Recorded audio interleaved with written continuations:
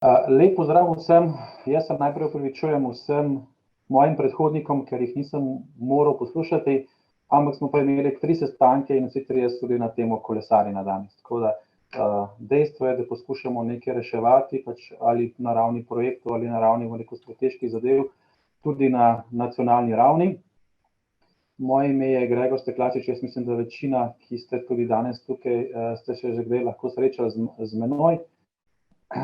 Leta 2019 so me imenovali kot za kolesarskega koordinatorja na ravni ministrstva in večino časa se zdaj res ukvarjam z področjem kolesarjenja in celo ta ekipa se mi zdi, da se pač tudi na ministrstvu počasi malo širi. Jaz bi šel mogoče tako kot nek pogled. Je šlo naprej, okej. Kot pogled je pravzaprav malo statistike, upam, da je že kdo od predhodnikov ni, no. Izbral sem si nekaj podatkov iz raziskave potovalnih navad v Sloveniji, ki jih je naredil SURS leta 2017. Te podatki agregirani so nekje konec 2018-2019 objavljeni in naš izziv pravzaprav je delež kolesarjenja oziroma poti, ki so pač upravljene s kolesom v vsakodnevnih poteh na nedelovni dan ali pač bom to rekel tudi za namen pač rekreacije. Ta odstotek je po SURS-ovi raziskavi cirka 4,5%, kar je pač neko izhodišče, ki ga imamo na ravni Slovenije.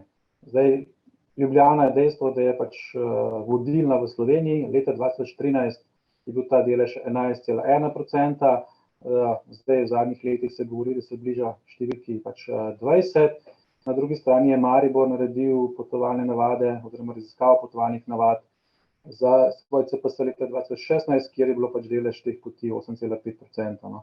Upam, da je od takrat tudi v Mariboru pač že čez 10% narastel ta odstotek.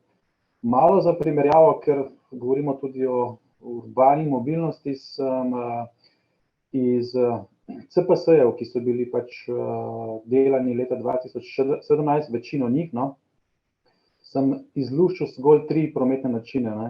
Eden je avto kot individualni uporabnik, tistega sopotnika sem pač dal še kar na stran, potem hojo in tudi kolo. Zdaj tukaj se spet vidi pač razne številke, tukaj pa opozarjam predvsem na to, da metodologija ni bila povsod pač identična. Zato te odstotki so zelo različni, če gledamo samo Mursko Soboto, po pač raziskavi iz časa CPS-ja z 2017 je bilo 23%, 2002 neka ocena EPA-ma je bila zgolj 5%.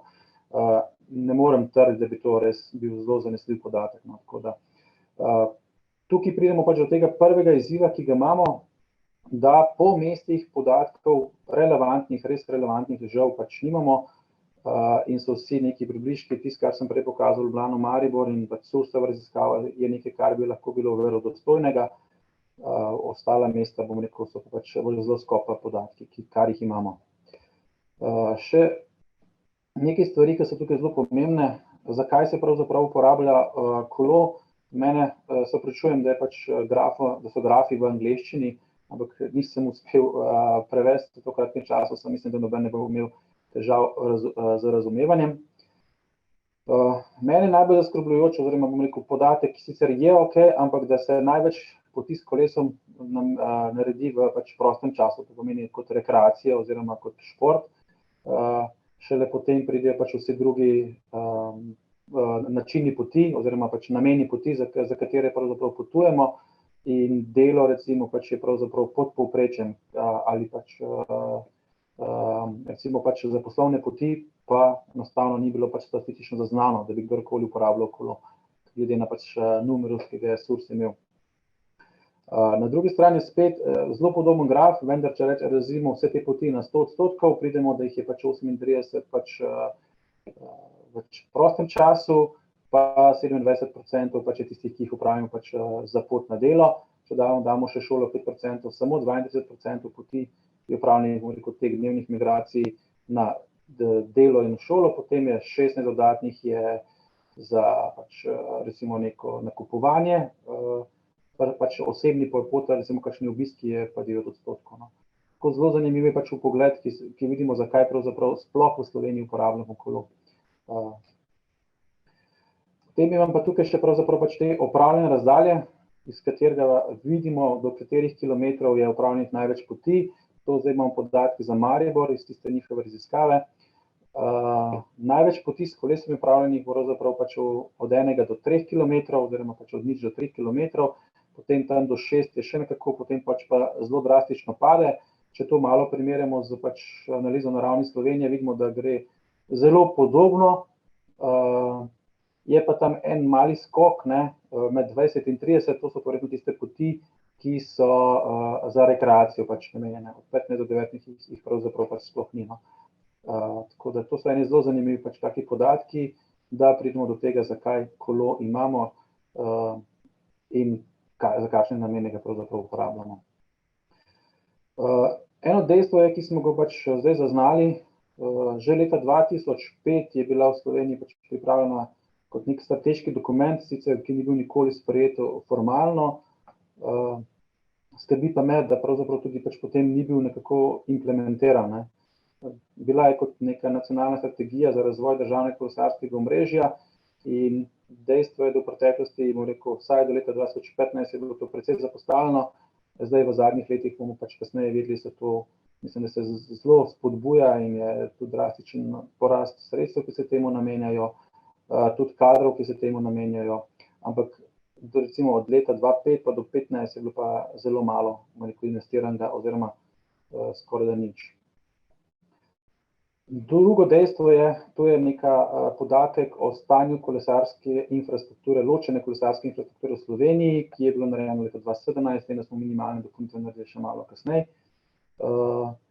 Kot izziv tukaj pravzaprav omenim, da je to narejeno v okviru raziskovalnega projekta, ki ga je delal pač Fakulteta za gradbeništvo in IPOP za namen turizma in je pač to pač ta podatek nastal. Lahko pa tukaj omenim, da pravzaprav zdaj že nastaja rešitev in da, ker ima DRSI, ki je odgovoren za vodenje evidence pač podatkov, javno naročilo zunaj in predvidimo, da nekje pač poletje bo pač pravzaprav bomo dobili stanje infrastrukture državnih kolesarskih povezav, pač tukaj govorimo o državnih kolesarskih povezavah, ne mestnih omrežij, do konca, bom rekel, poletja, kar bo pač pravzaprav verodostojen podatek, no, ampak še vedno pa dejstvo, ki je zgoraj navedeno, omrežje ni sklenjeno, veliko še manjka in še veliko dela pač nas tukaj čaka.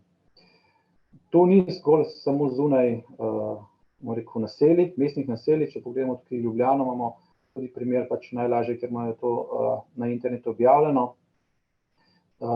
Zanimiv podatek je tole, ki ga pač vedno rečem, vzhod-zahod je v Ljubljani zelo veliko pomanjkanje, bom rekel, od same železnice do južne obvoznice ni formalne kolesarske povezave, oziroma ločene kolesarske povezave, ki bi povezala dela mesta.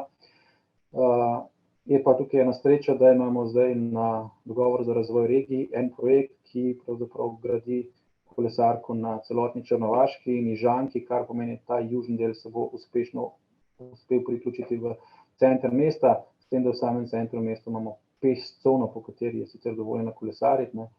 Imamo pa druge izzive, bom rekel, trke pač pešcev in kolesarjev, pa na drugi strani tudi v rush houru oziroma jutranji konici v časovnem oknu dostav veliko dostavnih vozil v samem tej peš coni parkiranih, ki ovirajo pravzaprav kolesarje pri svoji poti. Zdaj, zgodba je, nekako je ministrstvo se že z leta 2015 sistemsko lotilo pravzaprav trajnostne mobilnosti oziroma celovitega načrtovanja. Bila je pač strategija razvoja prometa 2015 sprejeta, potem je pač precej virov iz evropske kohezijske politike se namenilo tudi trajnostni mobilnosti, s tem tudi kolesarji, kot bomo kasneje videli. Narejene so bile smernice za celostne prometne strategije, ki kot prve, kot en enakovreden prometni način uvajajo kolesarstvo, poseben steber je, posebno ga je treba obravnavati in tukaj lahko rečem tudi manjša naselja, manjša mestna naselja v Sloveniji so pripravljale CPS-je in je pač kolesarstvo izstopilo, bom rekel, ven kot en od stebrov, na katerega je treba jasno pač misliti.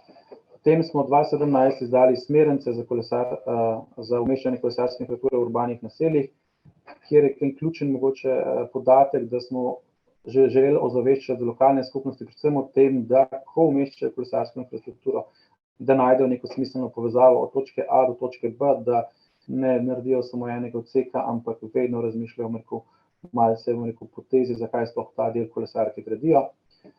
Kar nekaj pravilnikov je bilo sprejetih tudi na področju kolesarstva, en je po površinah, ki je nadomestil nekdanja navodila, in pravilnik o kolesarskih povezavah, ki je definiral nacionalno kolesarsko omrežje, ki je nekako takoli prikazano, zdaj bom rekel, v naslednjih 2 letih pa naj bi ga tudi definirali bolj podrobno. Kot sem omenil, te strateški dokumenti sploh ta strategija je zelo, načelna, ima nekaj izpostavljenih, dejstev, ki se nanašajo tudi na kolesarjenje, nekaj ciljev, ki jih je treba doseči. Potem je tukaj strategija izhaja resolucija, kjer imamo neko zgodbo, na katero se zdaj krasno lahko navezujemo z enim evropskim projektom. To pomeni, da moramo narediti strateški načrt za razvoj kolesarskega omrežja. Vse ostalo pa spet, kot urediti kolesarsko infrastrukturo, ni bilo bolj jasno definirano. In te pravne podlage, ki so se zdaj sprejemale v zadnjih 5 letih kot nek napredek na področju kolesarjenja, zdaj je pravilnik o prometni signalizaciji bil tudi 2016 spremenjen. Eno ta vidik turizma, označevanje z temi rdečimi tablami, mogoče 2 druga kot mobilnost, je to, da se je kolesarski pas ni bil rabiti več v celoti pobaran, ampak z 20 centimetrskim rdečim pasom, poleg bele črte. Formalno se je uvedel znak za šerov, meni je recimo še ena taka zelo ljub talna oznaka, je pravzaprav usmerjena za kolesarje z oznakanjem na vozišču, na tleh, na cesti, ker kolesar redko kdaj gleda, zelo te prometne znake jih gleda, ampak tudi to je nek dodaten način usmerjanja, ker prej ni bilo možno. Sprejeti je bil ta pravilnik, o katerem sem že govoril, definiral je daljinske glavne regionalne kolesarske povezave, strokovna podlaga je bila študija, ki je naredil Fakulteta za gradbeništvo leta 2017, določil kriterije in pogoje, kako se pravzaprav to definira, in tudi upravljavca za državno omrežje. Prej ga ni bilo, zdaj 2018 je formalno za državno omrežje zadolžen DRSI, tako da ta pravna podlaga je tudi pomagala, da se je začelo zdaj hitreje tudi umeščati in da ima tudi DRSI to nalogo, da umešča, gradi in tudi potem bo upravljal. Nato je bil istega leta sprejet predpis pravilnik o kolesarskih površinah, ki je zdaj, pravzaprav prej so bila navodila, zdaj je to predpis, kar pomeni, je potrebno upoštevati, ko se načrtuje kolesarsko infrastrukturo. 2 taki dejstvi, ker prej mogoče niso bile v tistih navodilih, je da je Copenhagen Left pravzaprav upeljal notri, pa Cycling Box je bil prvič vrisan, čeprav je recimo v Mariboru, pa v Slovenj Gradcu in v Ljubljani je to bilo tudi že prej izvedeno, ampak formaliziral se je z tem pravilnikom, tako da tukaj se tudi sledi. Potem pa ključno pa je bilo, mogoče, da se je zgodila organizacijska podpora razvoja kolesarstva oziroma trajnostne mobilnosti. Leta 2017 je prvič znotraj ministrstva ustanovila služba, 2019 je bila neka reorganizacija na višji ravni, to pomeni, da je bil pravzaprav ustanovljen direktorat. Imeli smo kader, ki je začel se profesionalno in strokovno ukvarjati, predvsem z področjem kolesarjenja. To imenovanje, ki sem že na začetku omenil, da imamo na ministrstvu združeno osebo, na katero se sodelavci lahko nanašajo in sklicujejo in se obračajo, če je potrebno kakšno rešitev področje kolesarstva, strokovno odločitev podpreti področje kolesarstva. Zdaj, v lanskem letu je tudi en preskok z vidika koordinacije na državnem nivoju.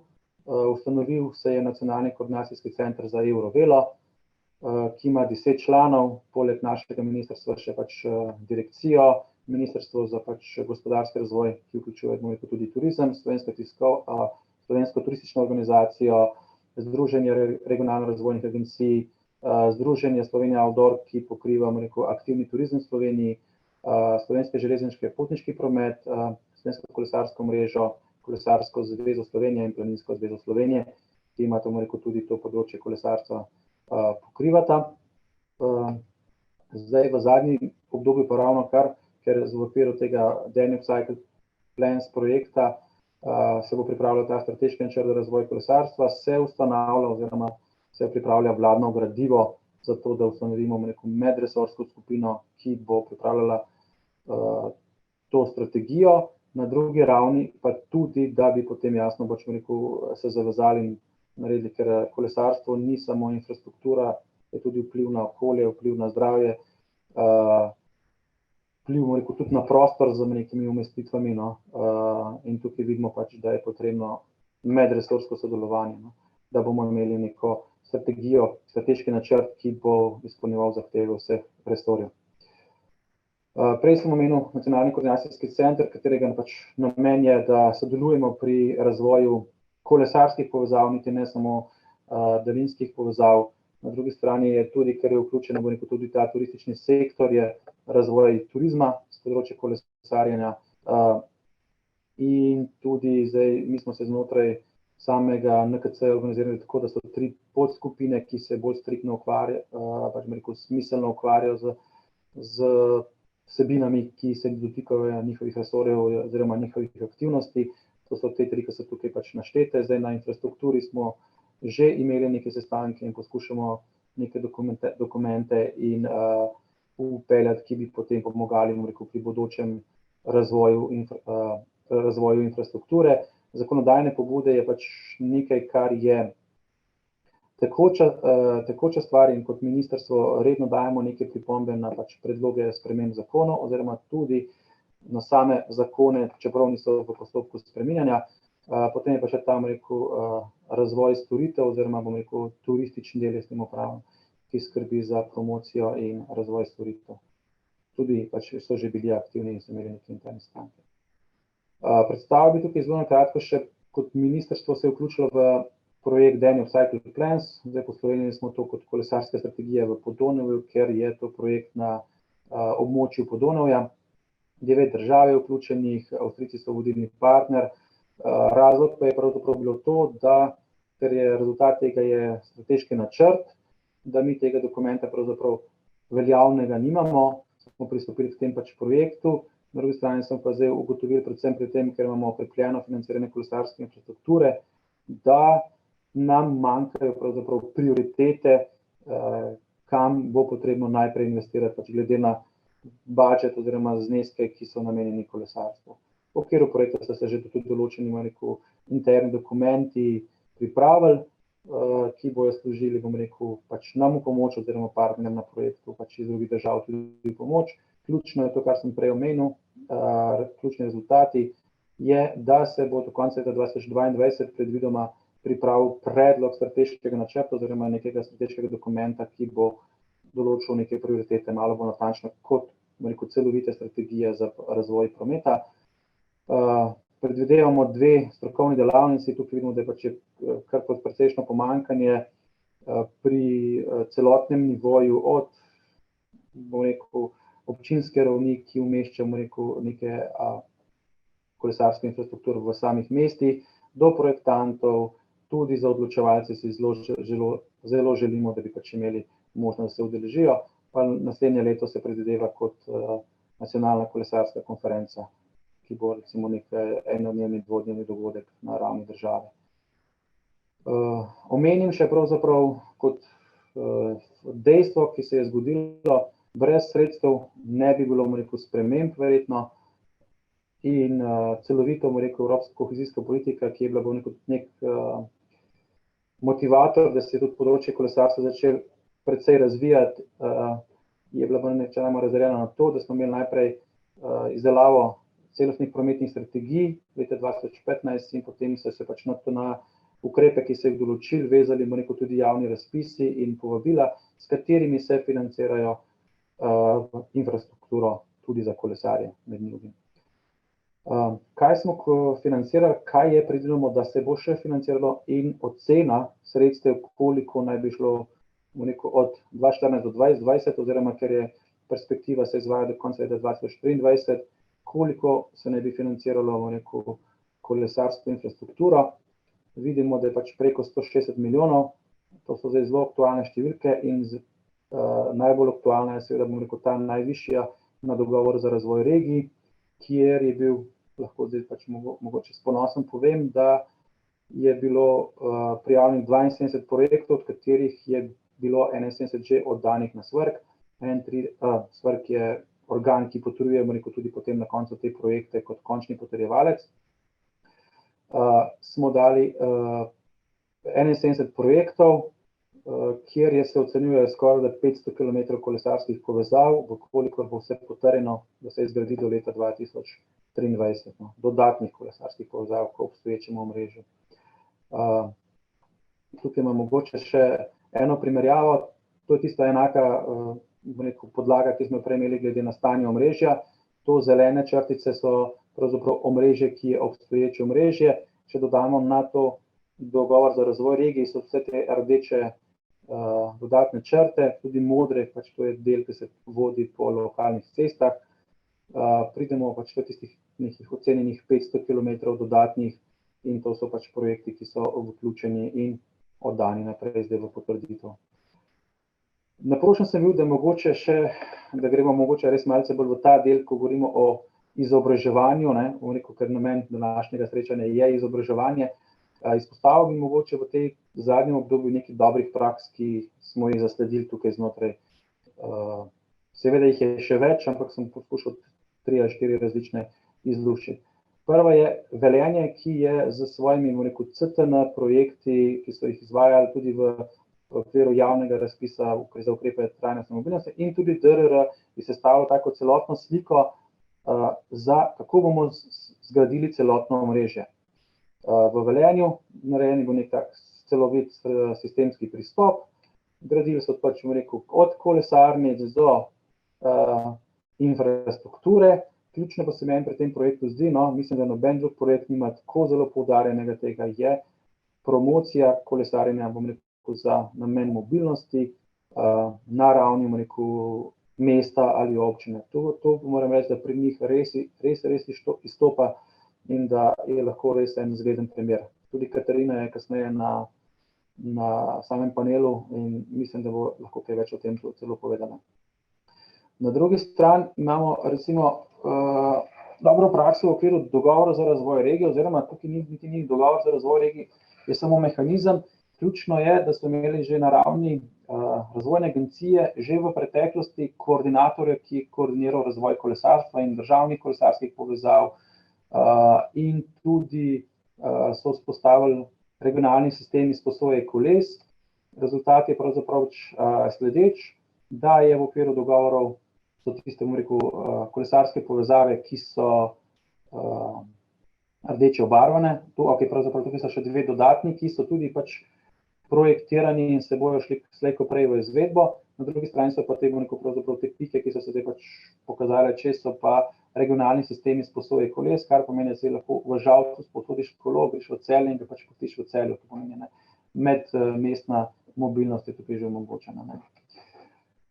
Naslednja dobra praksa je tudi to, ko govorimo na ravni občin, da ni glih RRA-ja, tukaj je pač tudi, ko neka občina prevzame vodilno koordinatorsko funkcijo z zalednimi občinami. Tukaj imamo, upam, da se dobro vidi, ker je precej tanka linija. To je linija, ki gre od Ptuja, pa tukaj dol do Majšperka in na drugi strani do Slovenske Bistrice, da se bo, ta celovita povezava naredila. Ali jasno je ni nujno, da bo v celoti ločena, ampak govorimo o povezavi, ki bo omogočala neko varno kolesarjenje od Slovenske Bistrice do Ptuja ali pa od Kidričevega do Ptuja enako. V tem smislu, drug primer tak je pravzaprav, če gremo tukaj severno od Ljubljane, kjer je Kamnik prevzel pobudo, je združil moči z Mengšom in Trzinom in so celovito povezavo enega najbolj poseljenih delov Slovenije zagotovili, da je neka povezava. Bilo je še bolj optimističen projekt, vendar se je pri umeščanju potem malo zalomilo, tako da jaz se nadejam, da bodo tisto zgodbo nadaljevali še naprej in da bo potem prišla še do bolj direktne povezave v Ljubljano, ki bo še hitrejša lahko bila. Tukaj imamo pač še eno zgodbo, ki smo v okviru dogovora za razvoj regij imeli, so bili presojevalci, ki so presojali pravzaprav vodenje po lokalnih cestah, določeni so pa tudi presojali projektno dokumentacijo. Tukaj imam primer projektne dokumentacije, predno je to dobil presojevalec iz Beltincev, kjer vidimo, bom rekel, nek standarden, jaz temu rečem, pač prekmurski model, da med naselji so dobili kvalitetno dvosmerno enostransko kolesarsko povezavo, ki jo na začetku naselja nekako pač zaključijo tako, da ali ga speljajo nekako na en pločnik, oziroma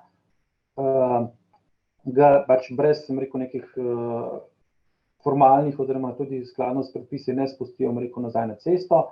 Ta znak, če tukaj gledamo, da zdaj pač pravzaprav obkrožen znak za mešano površino, v tem primeru bi od tu naprej moral kolesariti po pločniku, no, ta primer, če samo tega vzamem, no, po obstoječem pločniku. Ko je to pravzaprav dobil presojevalec in tudi, bom rekel, tudi smo tudi mi v pripombah sodelovali, je zgodba postala sledeča, da je pač kolesarska povezava prišla pač ravno tako kot dvosmerna enostranska.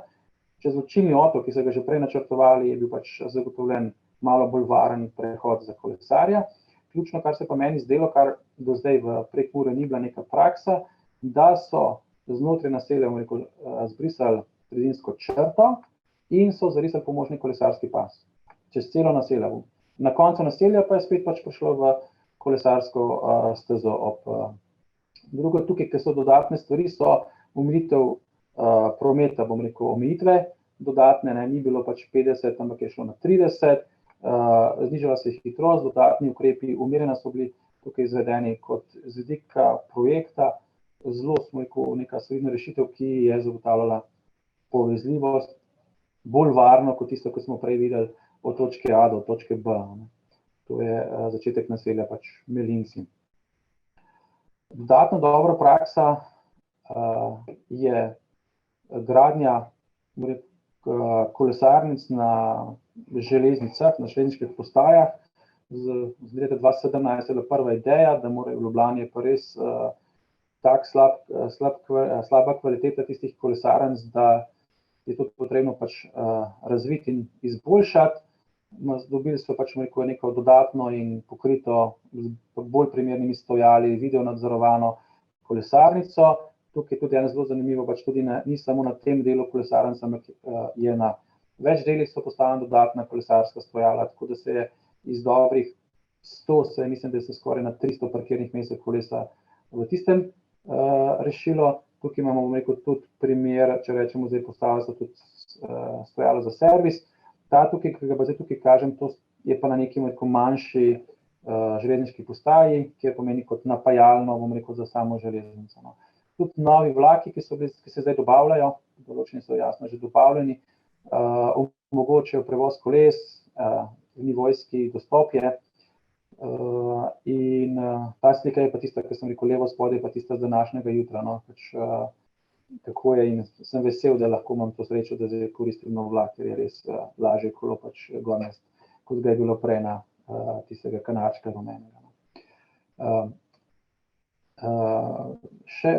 Samo en poudarek, no, mislim, da to tem je bilo že nekajkrat povedano, financiranje načrtujemo tudi v prihodnji perspektivi.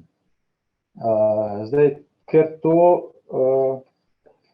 to še ni zaključeno in je še v fazi pogajanj, do konca tega meseca je rok, da bo SVRK kot organ upravljanja oziroma pač kot ministrstvo, ki to pripravlja in usklajuje med vsemi ministrstvi in resorji, podal. Imamo pač seveda naš predlog, o številkah ne morem govoriti, ker je to del pogajanj, ampak imamo pač dve varianti. Ena je še vedno na eni strani ta urbana mobilnost, kjer govorimo o zeleni Evropi, in na drugi strani je pač povezana Evropa, to pa govorimo o gradnji državnega kolesarskega omrežja, o daljših potezah, o zveznosti med Celjem in Ljubljano ali pa med Ljubljano in Koprom, da se zagotovi vsaj za standardi dogovor za razvoj regij, da se zagotovi pač te povezave. Ključna pa sta kazalnika, če se že kjerkoli seveda načrtuje, Zelo pomembno bo tudi spremljanje, ne, uporabnikov. Ne. To zdaj ni bil pogoj, ampak spremljanje števila uporabnikov, ki uporabljajo to infrastrukturo, bo pač v naslednji perspektivi eden od bistvenih kazalnikov. Tako da, če karkoli načrtujete, morate imeti tudi števce kolesarjev oziroma imeti pač organizirano, kako boste pač šteli. Namenska kolesarska infrastruktura je pa mogoče, če drugače rečem, ločena kolesarska infrastruktura, ne, namenjena samo kolesarjem. To bojo pač se predvidoma se bo merilo v okviru naslednje perspektive z področja kolesarstva. In da pridem mogoče tistemu, ker na začetku je bilo rečeno, da je pogled oziroma izkušnje, ki smo jih dobili, imamo nekaj izzivov, ki tukaj so, ne, ker ni eksplicitno strateškega dokumenta, ki bi določil prioritete, smo imeli težave, kateri projekti so tisti, ki pač so bolj, kateri imajo boljša merila, oziroma kako bi določili merila za prioritetne projekte. Strateški dokument upamo, da bo pač to rešil. Govorimo o tej bazi podatkov obstoječi infrastrukturi. Če ne vemo, kaj imamo, zelo težko načrtujemo naprej in zelo težko to povezujemo. Spet neka rešitev se nakazuje ravno v tem, da bo čez par mesecev ta evidenca obstajala.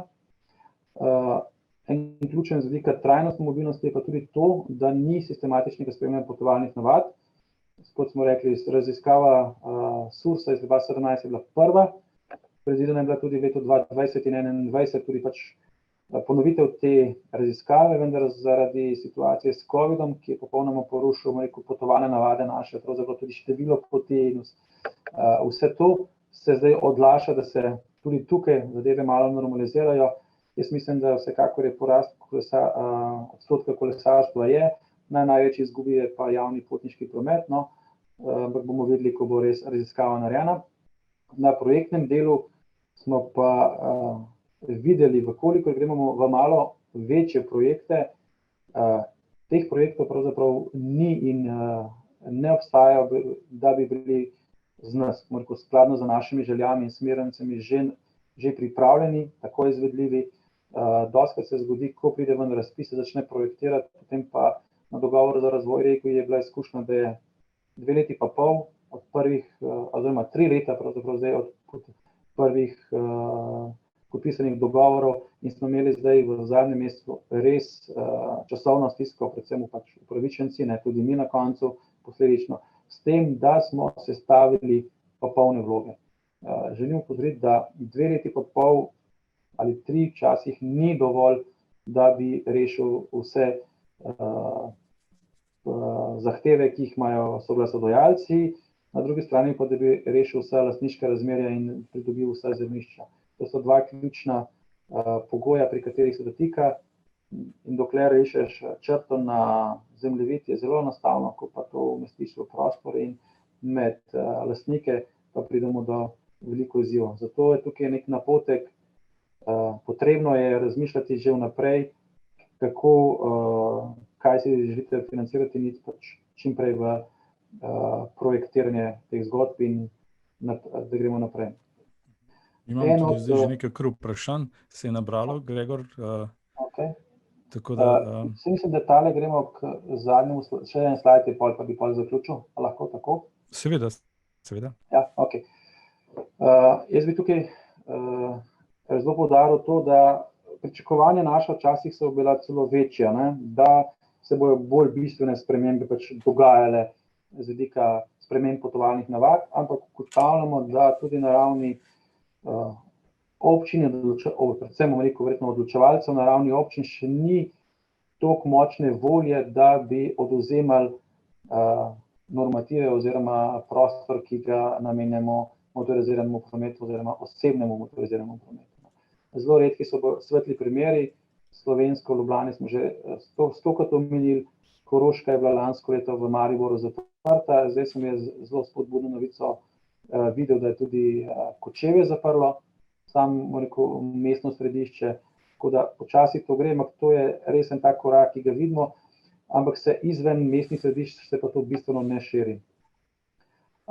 Potem imamo tudi kot nek od izzivov je, ki ga pač pogrešamo, je pravzaprav znanje, ki bi moralo biti na ravni projektantov, vodij gradbišč, izvajalcev, v končni fazi tistega gradbinca, ki asfaltira, ker klančino, ki je pač projektirana pravilno, včasih narobe asfaltira in pač je še vedno prestrma, oziroma pač je na robniku še vedno pač ostane rob, da tukaj je še nekaj zelo veliko dela, ki nas čaka. Zdaj pa pač mogoče še nekih napotkov.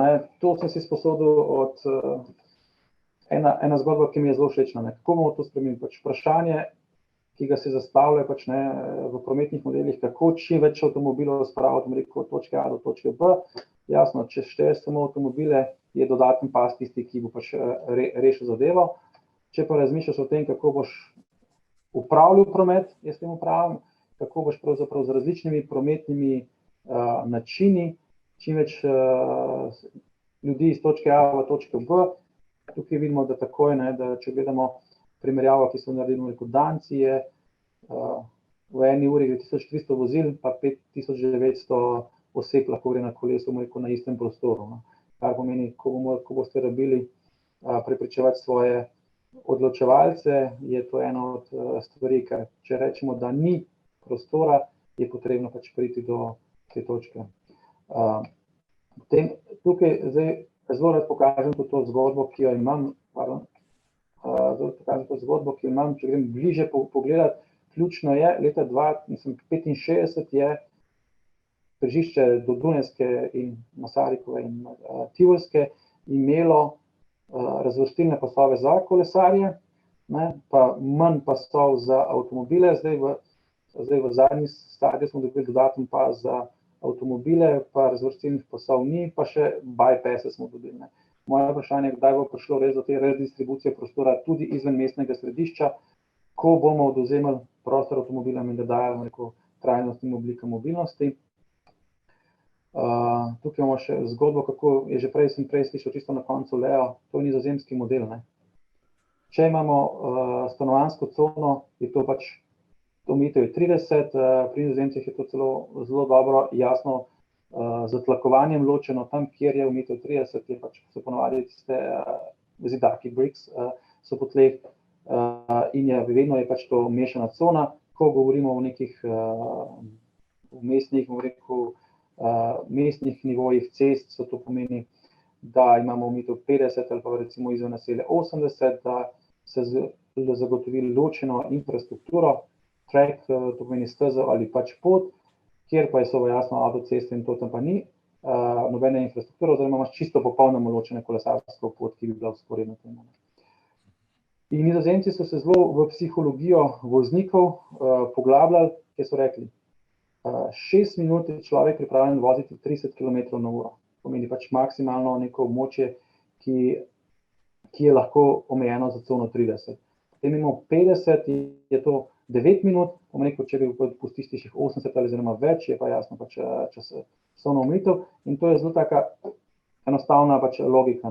Uvesti moramo cone 30, vmes določiti ulice, ki so pač tiste, ki so glavne v naselju, vse ostalo so pač državne povezave, ki bi pač morale biti izven naselja oziroma tam jasno imeti pač ločeno infrastrukturo.